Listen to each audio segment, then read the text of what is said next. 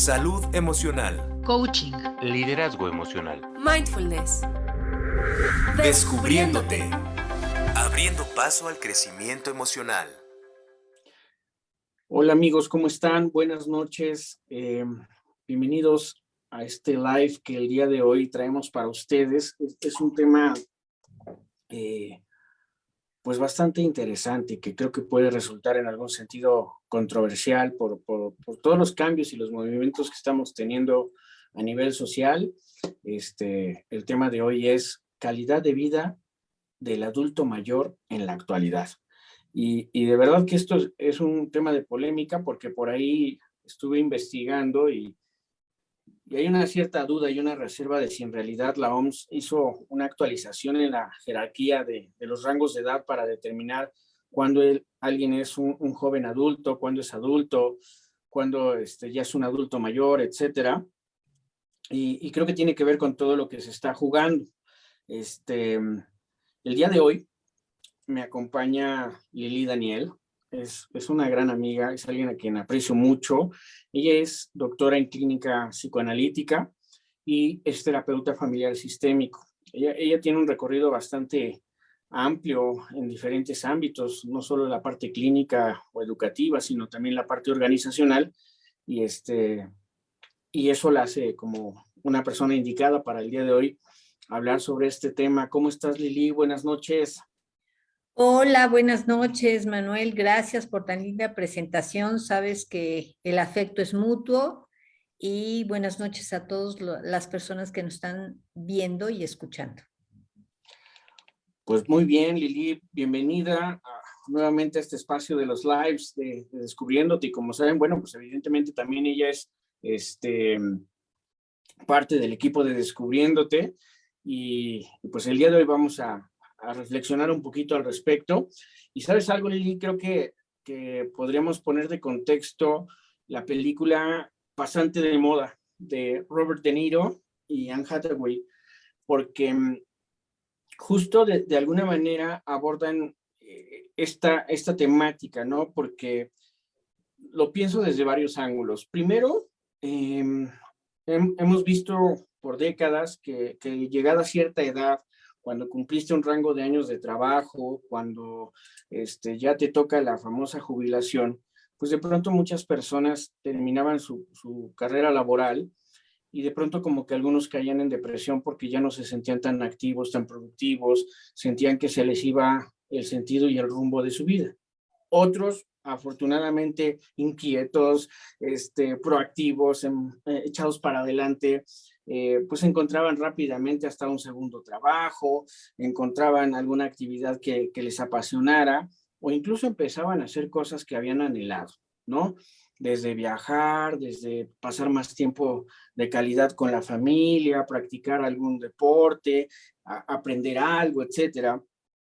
Y, por ejemplo, pues esta película de Pasante de Moda, pues nos deja ver cómo, por ejemplo, un hombre que ya tiene casi 70, 80 años, algo así, no, 70 años, que se había jubilado recientemente, por ahí la esposa ya había fallecido unos años atrás, y sus hijos, pues bueno, en otras ciudades, y de pronto encuentra que hay vacantes de pasante, ¿no? En una empresa moderna, donde hay puro jovencito, y de pronto, conforme va sucediendo la trama, se va observando que en realidad personas como él pueden aportar mucho de su experiencia, mucho de su conocimiento, mucho de su visión a los jóvenes. Y es que, por ejemplo, si lo pensamos también en términos de las generaciones que se están intercalando hoy en día, pues está los centennials, los millennials, el baby boomer, ¿no? Que de entrada entre estas dos generaciones ha habido como un cierto choque, porque los que son baby boomer, de pronto, ¿cómo decirlo? Pues traen pues otro tipo de aprendizaje y formación desde la vestimenta, el tema de los horarios y la estructura que esto representa, y el millennial y el centennial traen una visión distinta, ¿no? Donde ya el tema de los horarios no tendría por qué ser necesariamente el punto de partida para la estructura, porque ellos pueden llegar a la oficina a las 11 de la mañana y retirarse a las 12 de la noche, 1 de la mañana, pues por el estilo. Ellos ya relajan mucho la vestimenta y ha sido como todo un tema. Por ahí hay un directivo que de pronto me tocó acompañar en un proceso y pues una de sus inquietudes y sus angustias radicaba en que estaba interactuando con puro jovencito y él llegó como director de área, en un área de tecnología, a tratar de estructurar y organizar, porque estos chicos tienen toda esa habilidad, todo ese bagaje, pero no tienen la estructura que se requiere para esto. Yo no sé, ahí hago una pausa y me gustaría empezarte a escuchar. ¿Tú qué opinas? ¿Qué piensas? ¿Cómo lo ves?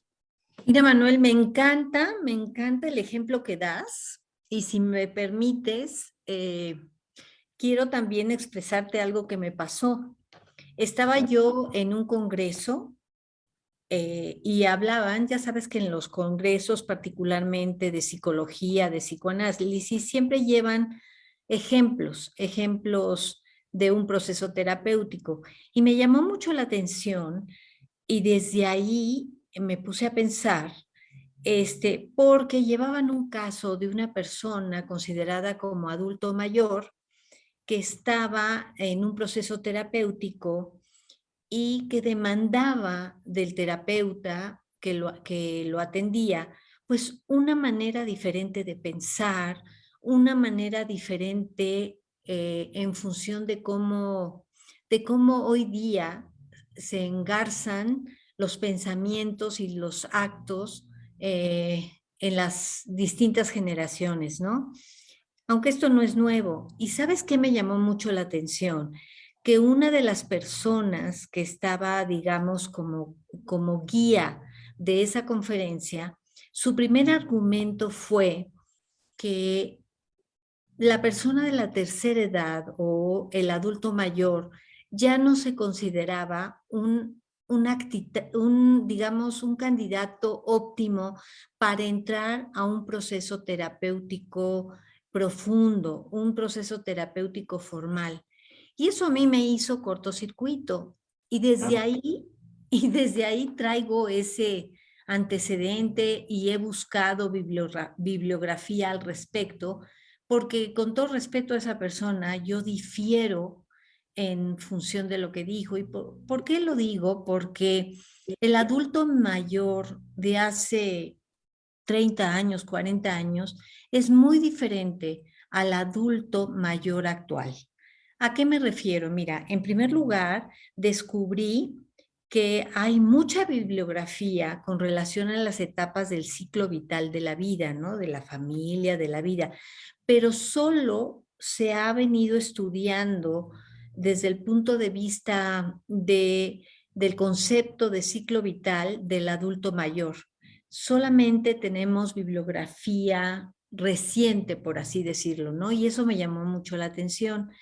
Entonces, empecé a abordar el tema y me di cuenta que, en primer lugar, el concepto de vejez o el concepto de adulto mayor, como hoy se llama, también está considerado como la mediana edad, ¿no? ¿A qué se refieren?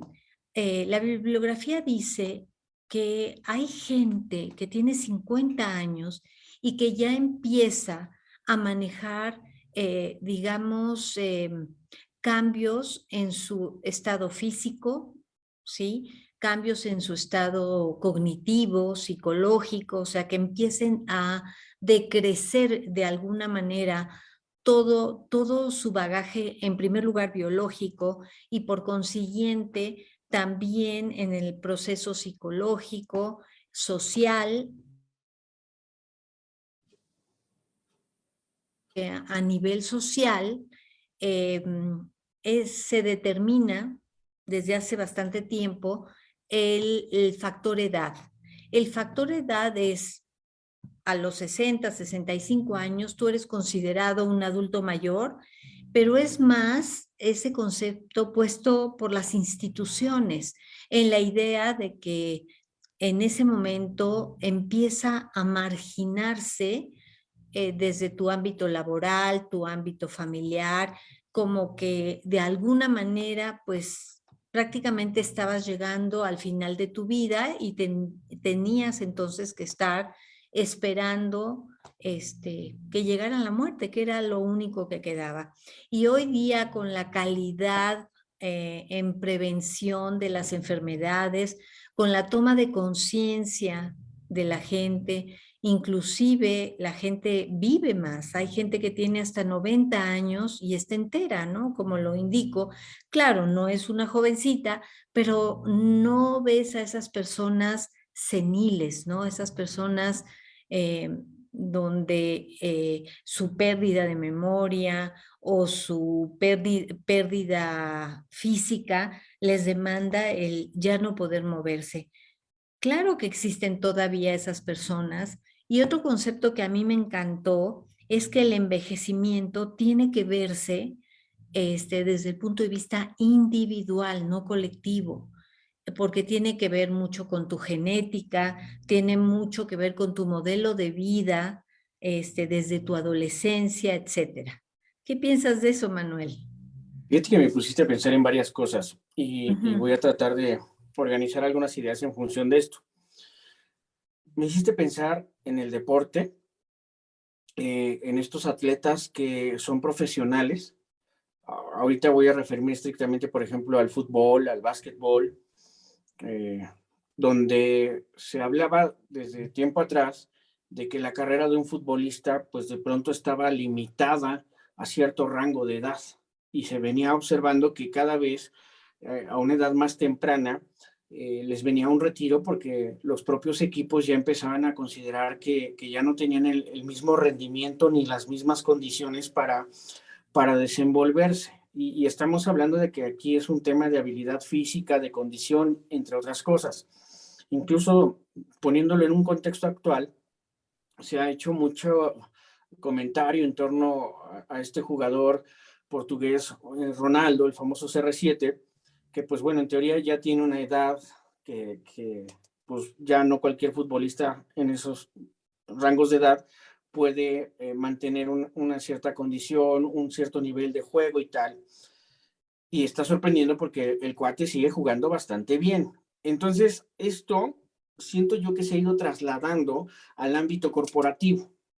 Yo es cada vez más frecuente que escuchen pacientes de un rango de 40 a 50 años de edad que les empieza a entrar una cierta angustia, un cierto temor en el sentido de pensar que su carrera empieza a perfilar a una salida porque los propios corporativos también están como acelerando esos procesos, ¿no? Y creo que es un error de concepto, porque justo como tú lo dices, no puedes decir que todas las personas que sean de cierto rango de edad ya están fuera de la jugada o ya no van a ser igual de productivas o eficientes. Yo creo que sí es un error de concepto porque tú puedes tener a alguien de 50 años que quizás se descuidó, que no tuvo cierta atención hacia su salud y tal, y puede parecer alguien 10 o 15 años mayor, ¿sí?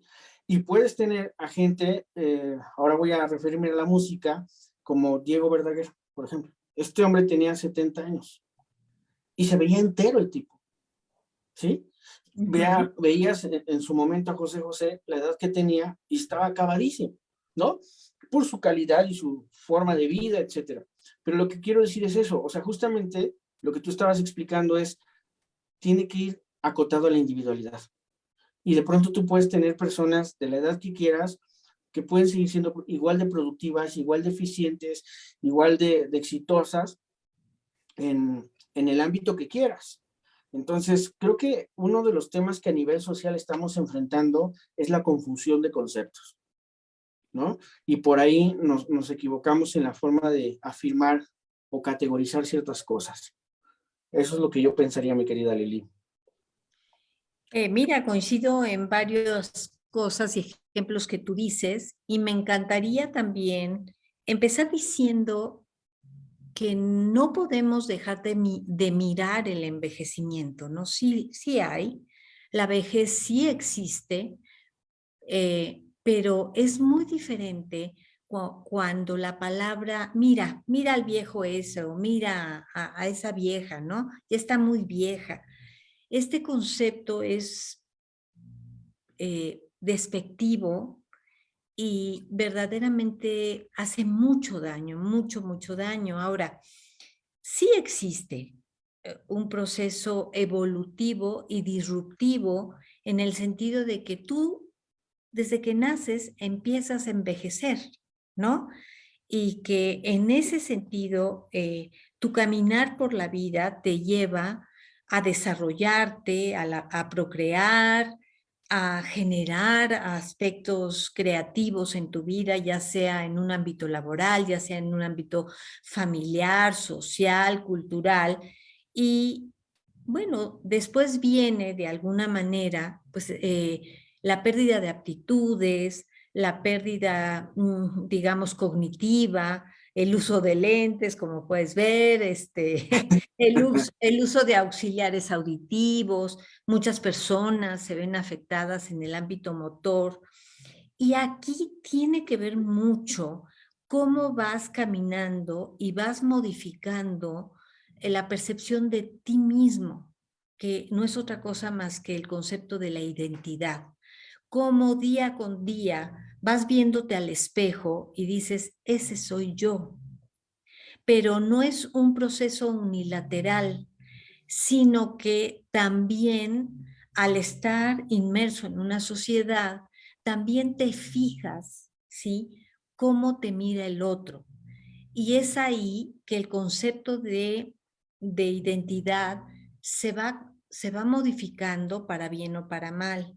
Muchas personas tienen, digamos, una situación de detrimento a nivel físico, biológico, pero en cambio, el cómo percibe y se percibe él en el ámbito cultural, en el ámbito familiar y social, si la imagen que le dan de él es que ya es una persona obsoleta, que es una persona que ya tiene que retirarse, ah, te repito, y aislarse de la familia o de eventos o cosas así, esa persona va a tener un trastorno o una serie de trastornos importantísimos que a lo mejor no tienen todavía nada que ver con su ámbito biológico como tal. Esto nos habla de cómo una sociedad joven como es la nuestra sigue con estos cánones de ver a la gente, digamos, arriba de 50 como ya un viejo obsoleto. Y sin embargo, el que estemos ahí, en esa edad, a partir de los 50 en adelante, ¿sí?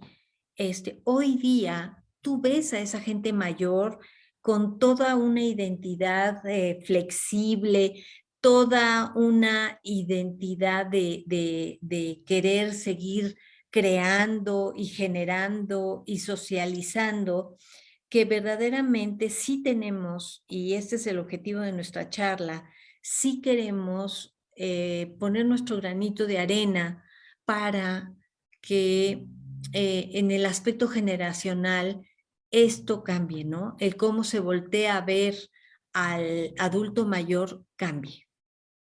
Y creo que también esto tendría que relacionarse con el punto de vista económico. Por ejemplo, se habla mucho de que, déjame hacer este contraste.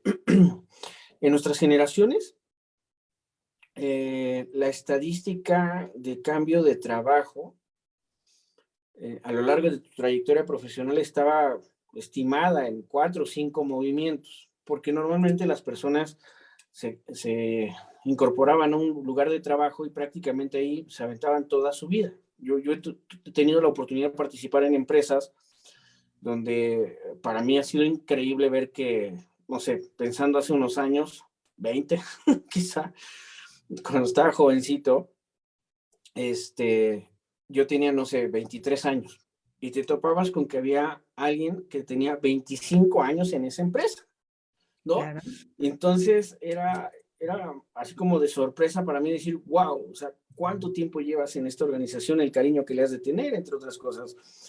Y hoy, los jovencitos, las personas que están en un rango de edad de los 23 a los 33 o 36 años, traen un promedio de cambio de trabajo de hasta 35 veces a lo largo de su trayectoria profesional, porque hoy ellos están ponderando otro tipo de cosas. O sea, por ejemplo, ellos, si les ofrecen, no sé, 5%, 10% más de sueldo, se pueden ir tranquilos a otro espacio de trabajo.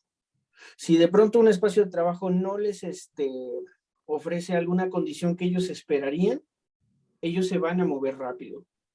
Si lo que ellos están ponderando, que es la calidad de vida, y esto es previo a la pandemia, porque buscaban que tener el gimnasio, las clases de yoga, mindfulness, todas estas herramientas, si no lo tenían, se cambiaban. Entonces, esto marca un cierto contraste en cómo se vienen jugando las cosas a nivel generacional, pero el punto que quiero aterrizar es este.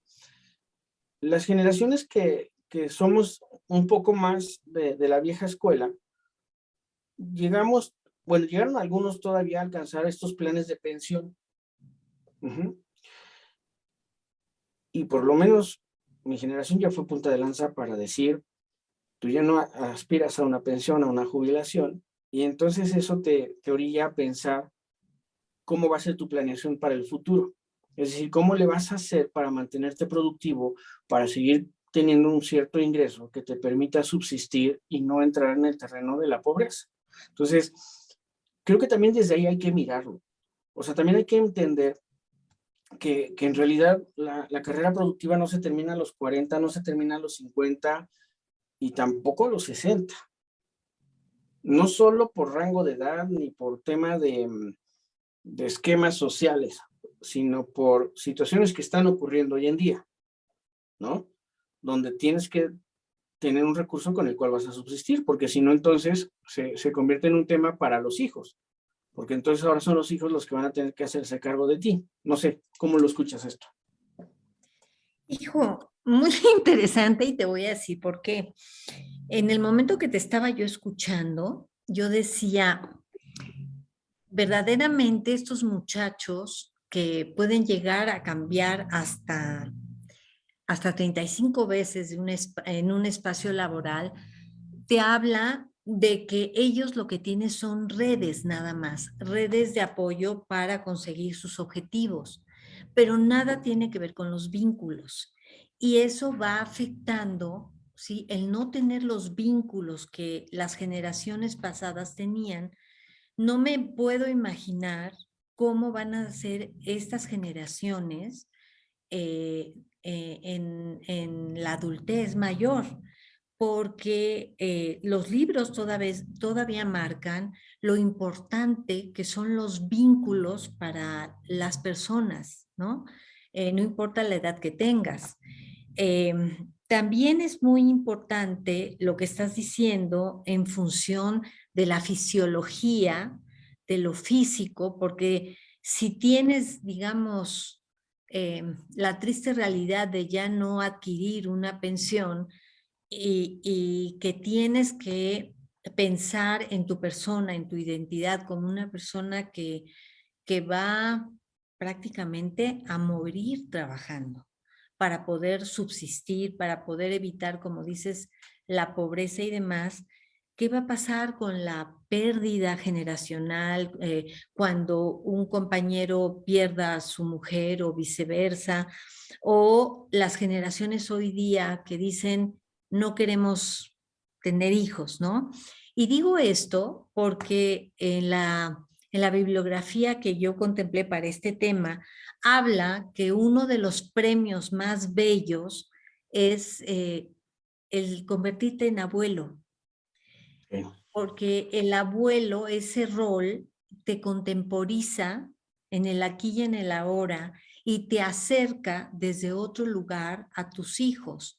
Y puedes llegar a reparar de alguna manera las relaciones y aparte estos seres pequeñitos te nutren y te revitalizan y a lo mejor si tú ya no tienes la fuerza para estar al nivel de 24/7, como lo deben de estar los padres con los hijos. El no tener hijos también estás negándote la posibilidad de le llaman no me acuerdo del término, pero el concepto era el llegar a ser abuelo justo en la etapa de la edad del adulto mayor, es lo bueno que tiene esta etapa. También déjame decirte, Manuel, que tiene mucho que ver el aspecto de género. Para la mujer se conceptualiza la primer muerte de la mujer, y así se le llama al concepto de la menopausia, que está ligado con la fertilidad, el poder tener hijos. Entonces, en el momento que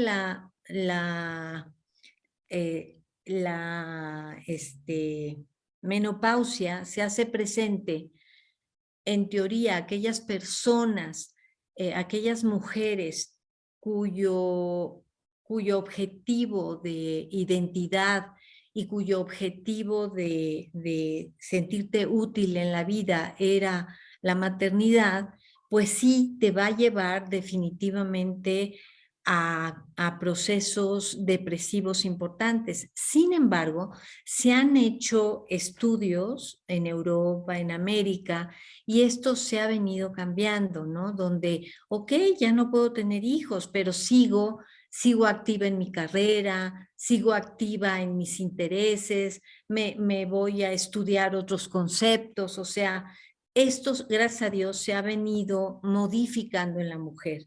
Entonces, en la mujer, la primera mortandad para ella pareciera que es la menopausia, y en el hombre es la jubilación, es la pérdida del ámbito laboral. Y entonces, si yo junto lo que tú estás diciendo con lo que yo estoy mencionando, imagínate a estas personas, ya sea que la institución, o sea, te diga 65 años a la jubilación, y tú no tengas, digamos, resuelto tu vida en función de las necesidades básicas, pues vas a tener que entrar en un ámbito laboral pues degradado, ¿no? No es donde tú quieras trabajar, sino donde te acepten el trabajar. Entonces se me hace un futuro que, si no se prevé desde la juventud, puede ser muy complejo. Sí, y no sé, me ponías a pensar como en la percepción o la autopercepción que se puede llegar a tener, porque sí creo que la influencia social o las cosas que se van dictando desde las instituciones también hace que las personas puedan de pronto caer en ciertos estigmas, ¿no?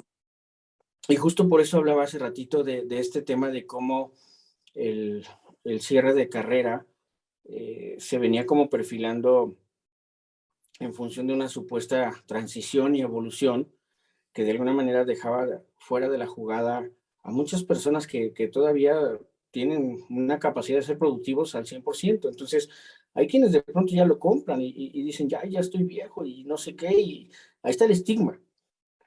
Ahí está esa mentalidad que te lleva como a ponerte un límite, ¿no? Incluso lo que voy viendo es que quienes van teniendo otra visión de todo este contexto se viven como futuros emprendedores. O sea, hoy la mayoría de las personas empieza a pensar que cuando la parte corporativa concluya, ellos ya van a estar con algún negocio, con alguna oportunidad que de alguna manera creen por sí mismos, ¿no?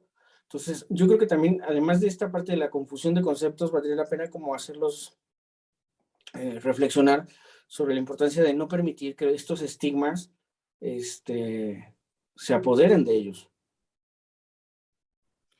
Se apoderen de ellos a nivel de la identidad que van creando, y también que la sociedad tiene que voltear y cambiar esos estigmas, creo yo.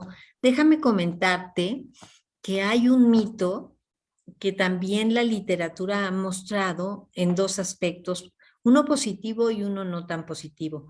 Todo el mundo habla hoy día de los asilos, ¿sí? Pareciera que es algo que se va, es algo genérico que se va creando y que es la solución. Y no, fíjate que no es así.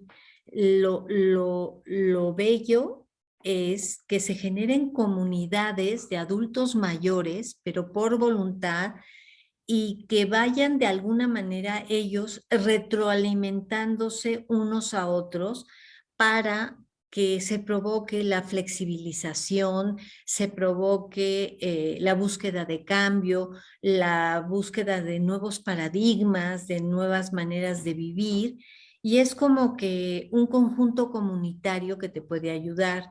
Y no es tan común como la gente cree el simplemente, bueno, voy a apartarle lugar a mi papá o a mi mamá en un asilo, ¿no? No. También los roles familiares es una red importantísima, es un vínculo que te acompaña hasta tu fallecimiento y hablan del concepto que se vive en el adulto mayor de el síndrome del nido vacío.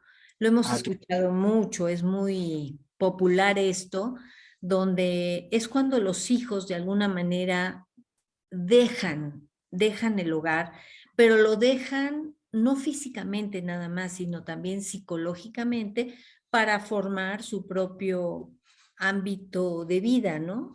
Ya sea seguir con su proyecto laboral, personal, o también unirse a otra persona o generar un modelo familiar, tener familias o tener perrijos, que ahora está mucho de moda. Y sin embargo, el adulto mayor se va adaptando a todos estos cambios y hoy día el adulto mayor empieza a planificar cuando los hijos se van, ¿qué voy a hacer yo? ¿No? Y eso es un gran cambio porque le permite al adulto mayor engarzarse nuevamente con la energía de seguir viviendo con ánimos y con creatividad. Esto es algo muy importante porque sí hay un cambio en el adulto mayor en cuanto al pensamiento, porque se da cuenta que si empieza la narrativa de su vida, se da cuenta que habla mucho más del pasado, esto es de lo que ha vivido, y toma conciencia del tiempo que, digamos, tiene para seguir viviendo. Y también empieza a presentarse el concepto de la muerte, ¿no? El concepto de fantasear sobre la propia muerte. Entonces, sí vemos un cambio en pensamiento psicológico y hasta físico, y vemos que las personas adultas mayores en estos rasgos de personalidad dejan de voltear a ver la necesidad del otro para empezar a ver en el aquí y en el ahora cuál es su deseo y su necesidad. Bueno, esta es una de las razones del por qué a veces dicen, ¿cuánto ha cambiado la abuelita? ¿Cuánto ha cambiado mi madre? ¿No? Y es por este concepto, ¿no? De que se da cuenta que antes tenía una idealización de las cosas que podía hacer y ahora hay una gran realidad de si vas a tener tiempo para hacerlo o definitivamente renunciar a él. ok, ahí quisiera hacer una pequeña pausa. Aquí en el chat quisiera saludar a Paola Urias y a Victoria Parada porque han estado aquí participando. Y pues gracias por estar aquí con nosotros. Gracias a todos los que también están escuchándonos. Victoria está en California, desde allá nos viene siguiendo ya en varios lives. Muchas gracias por eso, Victoria.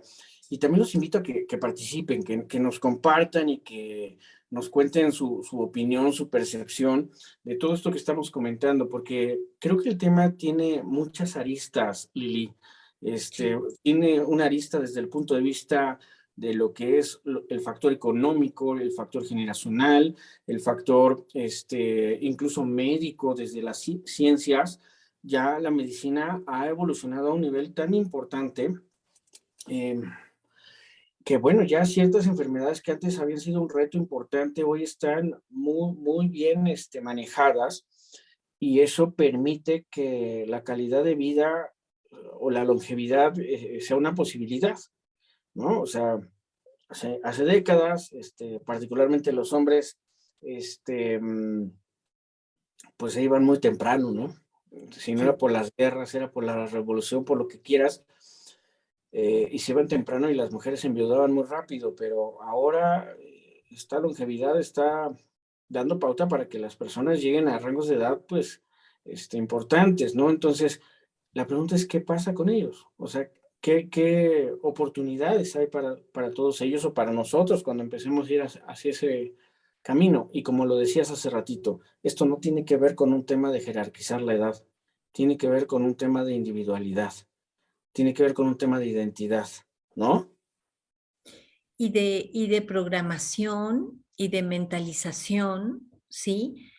Y entender que el contexto social sí te condiciona, ¿eh? Sí te condiciona porque cuando empiezas a escuchar, mira, esa persona cuánto ha envejecido, esa persona, mira, está muy enfermo, o simplemente la concepción de cuántos años tendrá, ay, mira, ya es un viejo, y realmente sí tiene que haber un cambio de percepción y de visión desde la sociedad, pero también tiene que haber un cambio desde la identidad personal, donde también te tienes que preparar, tienes que seguir activo, flexibilizarte ante los cambios, cambios internos y cambios exógenos que van a venir a ti.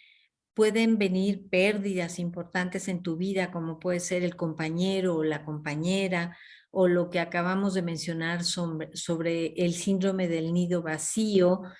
Y lo que dicen los libros es que la mejor medicina o el antídoto para seguir sintiéndote contemporizado, jovial, integrado al ámbito social y también que el ámbito laboral y familiar no te sea tan ajeno, es que tú no te alejes, al contrario, que tú busques, aunque sea de una manera informal, con amigos, con vecinos, estos círculos de apoyo, estos círculos de convivencia, estos círculos de creatividad, por ejemplo, círculos de lectura, me encantan cuando voy al Parque México y veo a la gente mayor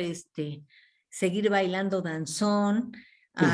Esta última vez que fui, déjame comentarte que estaban bailando bachata. Órale. Y me llamó la atención que había tanto gente mayor como gente muy joven. Me encantó desde, bueno, la modernidad, ¿no? El cambio de música y que el baile es el baile, no deja de ser el juego de los adultos, ¿no? Es una manera de expresión de los adultos y que ahí se mezclan las generaciones por el solo gusto de bailar, ¿no? De gozar el momento. Entonces, por otro lado también, como tú lo mencionaste, y más por esta necesidad, digamos, estructural económica, es buscando instancias laborales, ya sean institucionales o si tu situación laboral, perdón, económica te brinda cierta holgura, pues puedes entrar en situaciones de voluntariado, en situaciones recreativas, ¿sí? Ya sabes, tejido, que ves a muchas señoras mayores en tejido y hay una red, por ejemplo, estaba yo en una mesa con una amiga, creo que si me está escuchando se va a acordar. Hace 8 días estábamos unas amigas y una de ellas se ha aficionado desde la pandemia al tejido, ¿no? Pero ahora la vimos haciendo morralitos y le decíamos, oye, ¿por qué morralitos? Y es que se engarzó con una asociación de ayuda a mujeres que desafortunadamente sufren violencia y que ellas tienen que tener en un lugar seguro un morralito donde tengan situaciones, un teléfono, no sé, situaciones que les ayuden en caso de emergencia. Y entonces esta persona nos incitaba a si queríamos nosotros tejer estos morralitos precisamente para esta institución. Entonces ahí uno se da cuenta de que sí hay la posibilidad de redes de ayuda, redes sociales, inclusive una de ellas ya nos presumió que ya hizo su primer morralito, ¿no? Entonces es engarzar a las generaciones para ayudarse unos a otros. O también hay gente que le gusta ser muy solitaria, ¿no? Y entonces sentirse muy independiente y quedarse en casa. Pues realmente dicen que el proceso más funcional, hablando de funcionalidad y hablando de salud mental, el primero que es la red informal, el que pertenezcas a redes, aunque sean informales, con amigos, con vecinos, pero siempre interactuando con los otros. No sé qué opinas tú, De interacción, mi Manuel. querida Lili. Déjame compartirte algunos comentarios que están haciendo aquí en el chat. Está interesante, fíjate. Voy a leer varios y después me Sí, gustaría que demos respuesta, ¿te parece? va que va. Mira, Jane nos dice, ¿qué pasa con los roles? Luego Marina dice, hola, buenas noches, una duda. ¿Qué tan bueno es cuidar de más a nuestros adultos mayores al grado de encerrarlos en una caja de cristal en contraste a animarles a seguir siendo productivos? Y Jane nos dice también, ¿qué pasa con los roles de los hijos? Ay Dios, cuando el adulto mayor desea seguir activo y los hijos los ignoran y ya nos ven como estorbo. Luego por ahí dicen, la realidad es que hoy en día las personas adultas mayores aportan su experiencia en muchos aspectos. En algunos temas se vuelve un ejemplo para que los demás sigamos sus pasos o quizá buscamos lograr su perseverancia. Erika nos dice muy interesante. Luego Jane dice, no es como los países asiáticos, ejemplo Japón, donde los adultos mayores los consultan, les tienen un respeto máximo porque en América no es así. Si me permites responder un par de puntos que aquí dijeron y después Claro. nos enriqueces con tu opinión, Lili, yo lo que diría es esto. Esta parte donde de pronto se cuida de más, como decían por aquí, al adulto mayor, se me hace como el contraste a cuando cuidamos de más a los hijos. O sea, hay que pensar que cuando uno a una persona la cuida en demasía, en el fondo hay una especie de devaluación o el mensaje es no puedes, ¿no? ¿Por qué? Porque te falta la habilidad o porque se piensa que falta la habilidad. Entonces, así como a un niño pequeño, hay que irle permitiendo que él vaya desplegando capacidades y habilidades, desde abrocharse las agujetas, cortar la carne, empezar a correr, brincar, tal, para que justo vaya pudiendo habilitar ciertas esferas. Con el adulto mayor, de pronto, una cosa es el cariño que se le tiene, el cuidado que se le quiere ofrecer, y otra es como caer en esa sobreprotección, pienso yo. Totalmente de acuerdo, porque desde el momento que caes en una sobreprotección, lo que haces es inutilizar a la otra persona. No importa la edad que tenga, la inutilizas. El mensaje que le das es, tú no eres lo suficiente mente, digamos, capaz Capaz, hábil. Eso es, capaz de cuidarte, de atenderte. Eso a cualquier edad, a cualquier edad. Y sonaría más un proceso se tendría que revisar, Manuel, el por qué hay una necesidad de sobrecuidar a las personas, ¿no? De sobreproteger a esas personas. Y también me gustaría añadir, los estudios dicen que no hay mayor estrés hoy día para el adulto joven que el tener que cuidar a los padres. Es un elemento que genera mucho estrés. ¿Yo qué te diría? Ni tanto que queme al santo, ni tanto que no lo alumbre. ¿Qué quiere decir esto?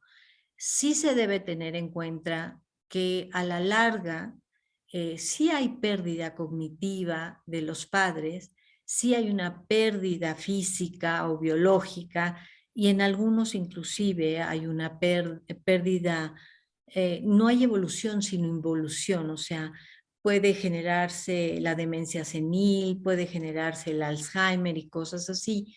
Y entonces digamos que impere la empatía, ¿no? Y eso, los lazos familiares donde verdaderamente, pues sí, habrá casos en que los padres necesitarán del cuidado de los hijos, pero que ese cuidado sea desde inicio con sumo respeto.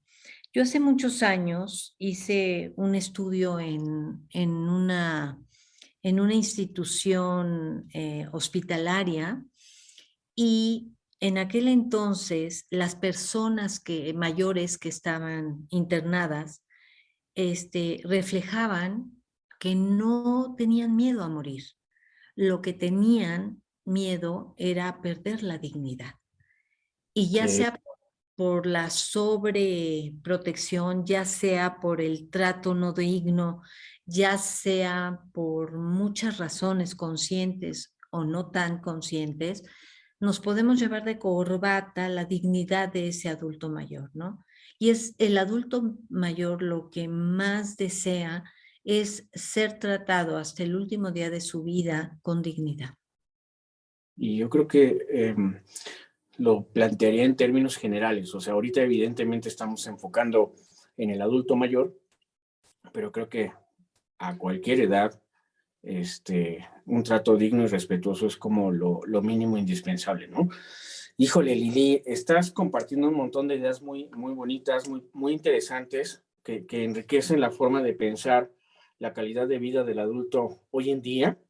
Eh, Sin embargo, ya estamos llegando al cierre del live por temas de tiempo. Habituamos que no superamos la barrera de los 50 minutos, pero me encantaría que, como manera de un cierre, nos compartieras unos 3, 4 puntitos, ya sea que le quieras mandar un mensaje a las personas que nos están viendo y que pueden ser consideradas adulto mayor, o que de pronto así tengan un rango de 40, 50 años y ya se sientan casi viejas, que les quieras decir algo, que les quieras mandar un mensaje, y con esto vamos perfilando el cierre. ¿Cómo ves? Sí, mira, el primer punto yo les diría, nunca descuiden su identidad. Siempre reflexionen en qué ven en ellos, ¿no? En uno mismo, qué ve uno en cada uno, porque es el acompañamiento de sentirse con una identidad propia lo que te va a llevar a autocuidarte, a autonutrirte y entender que tu vida es responsabilidad tuya, no importa la edad que tengas, que sí tienes que irte preparando, ¿sí? Para este periodo. El negarlo simplemente hace las cosas más difíciles. Así como tú llegaste, si fuiste madre o padre de familia, tú proyectaste el crecimiento de tus hijos y le aportaste las herramientas para enfrentarse con estas estrategias, pero para tu vida en lo personal. Y sí, seguir preparándote, seguir generando estrategias, generar redes, son muy importantes las redes, y los vínculos afectivos, ya sean familiares, ya sean de amistad, laborales, las redes, al fin de cuentas se vuelven redes de apoyo. Y bueno, entender que podemos pasar por procesos depresivos porque va perdiendo uno capacidades, pero existe la ayuda de gente profesional, Manuel, que en caso de sentirnos muy deprimidos, con desesperanza, con abatimiento de estar viviendo una vida que a lo mejor dejó de tener sentido, pues también el pensar que existen profesionales que les pueden ayudar también a pasar esta etapa de la vida. Lili, me encanta cómo te expresas y lo que nos estás compartiendo. Amo compartir estos foros contigo. Siempre te aprendo, siempre me pones a pensar en cosas y eso es algo que me encanta de ti. Amigos, yo lo que les diría es, la pandemia vino a romper una serie de estigmas y paradigmas y entre ellos es justamente el tema de la salud mental. ¿Qué quiere decir esto? Que teníamos muy en el rollo de que ir al psicólogo era cosa de locos o cuestión de personas frágiles y débiles. Y creo que hemos ido entendiendo que ir a terapia incluso representa todo lo contrario.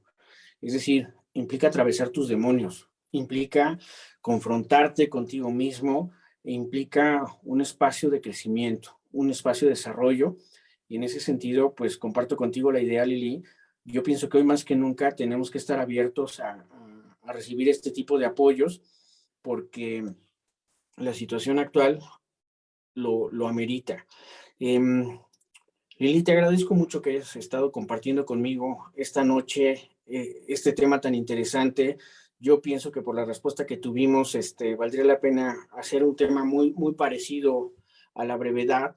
Y pues nosotros les damos las gracias, amigos, por haberse conectado en viernes a las 9 de la noche para los lives de Descubriéndote. Les recuerdo, mi nombre es Manuel Hernández, soy director general de Descubriéndote. Les invito a que nos sigan en nuestras redes sociales en Descubriéndote MX y acuérdense, todos estos lives los subimos a nuestro canal de YouTube, así como otras participaciones. Lili Daniel, doctora en clínica psicoanalítica, también es parte del equipo de Descubriéndote, es una especialista extraordinaria a la que le agradezco nuevamente que haya estado conmigo el día de hoy. Muchas gracias a todos y que tengan bonita noche. Bye, gracias. Bye, bye. Salud emocional. Coaching. Liderazgo emocional. Mindfulness. Descubriéndote. Abriendo paso al crecimiento emocional.